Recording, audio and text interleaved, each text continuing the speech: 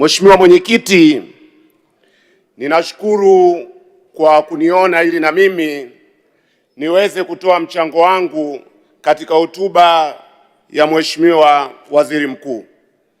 Na nina imani kwamba kutokana na nafasi yetu tumekuwa tukipewa hapa uwiano wa kuchangia kwa siku. Sisi ACT tumeambiwa kwa nafasi yetu ya wabunge 9 tuna nafasi ya kuchangia angalau mchangiaji mmoja kwa siku. Huwa tunapewa hivi kutoka ofisi ya katibu pale. Sasa naona hizi ni dakika za jioni, isije ikahesabiwa dakika za jioni tukakatwa juu kwa juu tukashindwa kujipambanua. Ule msingi wa kwamba nafasi yetu ya kuchangia mchangiaji mmoja izingatiwe ili bunge lipate kusikia mawazo yetu pia. Mheshimiwa Mwenyekiti, nimepata faida ya kuwasikia wachangiaji wenzangu, waheshimiwa wabunge, na wengi wamejikita katika kuchambua hoja mbalimbali ambazo zipo katika hotuba ya Waziri Mkuu. Lakini mimi nitachukua njia tofauti, nikitambua kwamba hotuba ya Waziri Mkuu katika bunge la bajeti sio hotuba ya kawaida. Hii sio hotuba ya kisekta. Hii sio hotuba itayojikita kwenye maduhuli tu ya serikali na namna ya kuyatumia. Hotuba ya Waziri Mkuu ndani yake inabeba tafakuri ya mwaka uliopita wa fedha. Hotuba ya Waziri Mkuu inabeba maono ya serikali katika mwaka ujao wa fedha.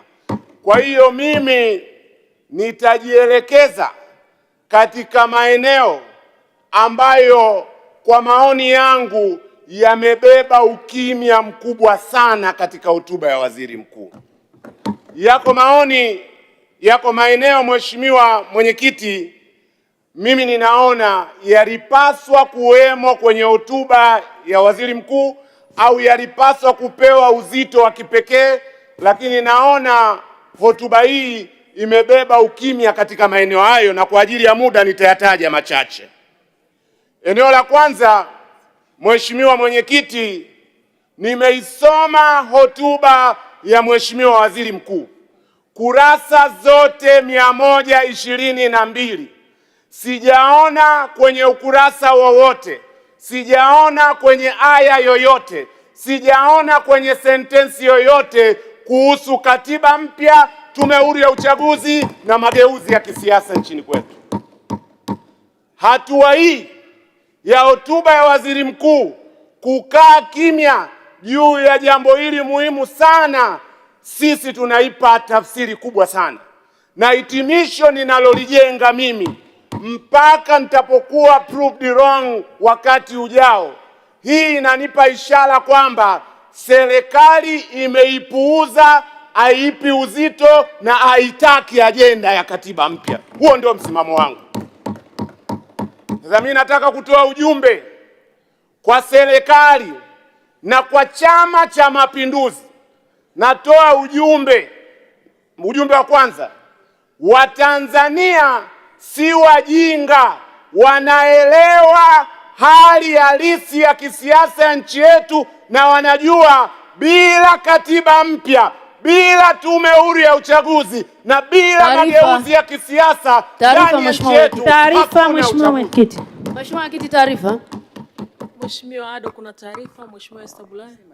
Mheshimiwa, na shukuru tu kwa mchango wake Mheshimiwa Ado, mdogo wangu, na mimi nilikaa sana hapo.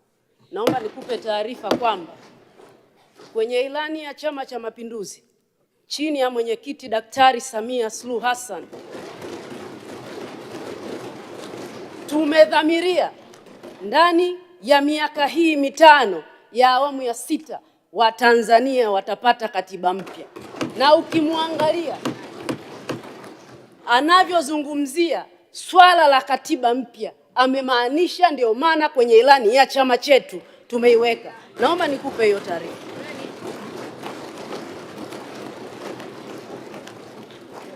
Mheshimiwa Ado, unaipokea taarifa hii? Taarifa nyingine Mheshimiwa. Mheshimiwa Mwenyekiti, taarifa ya Mheshimiwa Bulaya siipokei, na siipokei kupitia hoja yangu namba 2 ambayo nilikuwa naelekea kuitaja. Ujumbe wangu kwa serikali na Chama cha Mapinduzi, ujumbe namba 2: katiba mpya sio ajenda ya CCM. Katiba mpya sio ajenda ya serikali. Katiba mpya ni ajenda na mali ya Watanzania.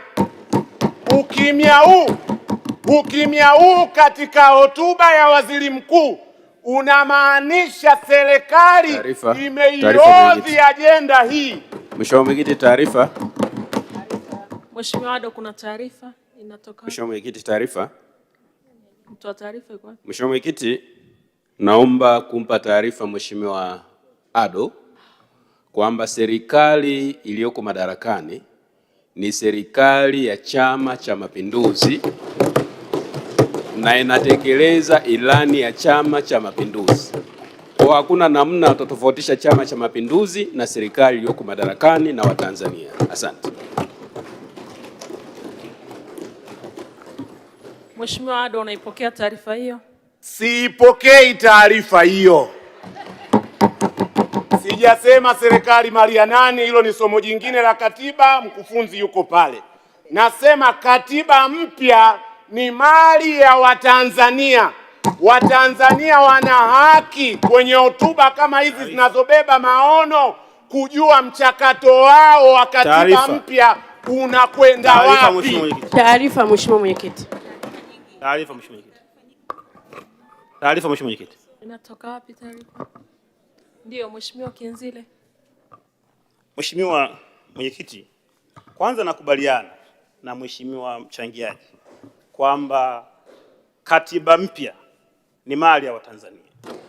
Lakini pia namkumbusha mali za Watanzania ni pamoja na ardhi, fedha na vinginevyo.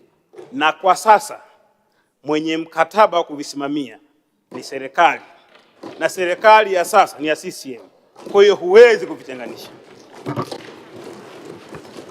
Mheshimiwa Ado, unaipokea taarifa hiyo? Sipokei taarifa hiyo, na kwa sababu naona nakuhamishwa hapa gari na sanasa, niache ajenda hiyo, ujumbe umefika. Ajenda ya pili ambayo naona ni ukimya kwenye hotuba ya waziri mkuu: vita dhidi ya ufisadi, rushwa na ubadhirifu. Sijaona kama imepewa kishindo kinachostahili. Mimi ninaamini Sokoine angefufuka leo, wala nisingepata shida kujua ajenda yake namba 1 ingekuwa ni ajenda gani. Ninafahamu. Mwenyekiti, taarifa. Taarifa Mwenyekiti. Mheshimiwa Mwenyekiti, niko hapa taarifa. Mheshimiwa Mwenyekiti, ningependa kumpa taarifa Ado kwamba unapozungumzia mtu ambaye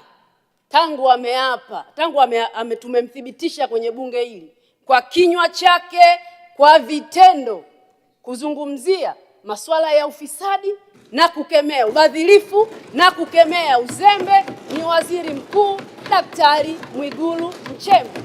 Na kwenye hotuba yake Mheshimiwa Waziri Mkuu amesema serikali ya awamu ya 6 chini yake yeye kama msimamizi mkuu wa serikali atahakikisha wazembe, wabadhirifu watachukuliwa hatua na wananchi wa Tanzania waweze kupata maendeleo. Inawezekana mdogo wangu leo alikuwa hajajiandaa kuchangia. Mheshimiwa Ado, unaipokea taarifa hiyo? Siipokei taarifa hiyo. Mimi ninafahamu rejea ya uchambuzi, ni hotuba ya waziri mkuu. Ninaweza kukueleza waziri mkuu wapi amezungumzia juu ya rushwa na ufisadi. Alizungumzia ripoti ya CAG na commitment ya serikali. Kwa maoni yangu mimi, waziri mkuu hajatoa uzito unaostahili kwenye hotuba yake kwa ajenda ya rushwa na ufisadi.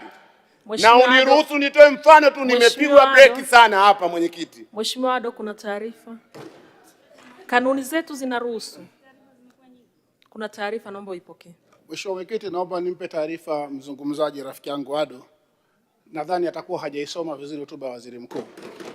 Ukisoma hotuba ya Waziri Mkuu, Mheshimiwa Mwenyekiti, kwenye eneo lote alilozungumzia utekelezaji wa shughuli za serikali, ameeleza kuhusu vita dhidi ya rushwa na ufisadi kwa ujumla, lakini ameeleza kwenye maeneo mahususi.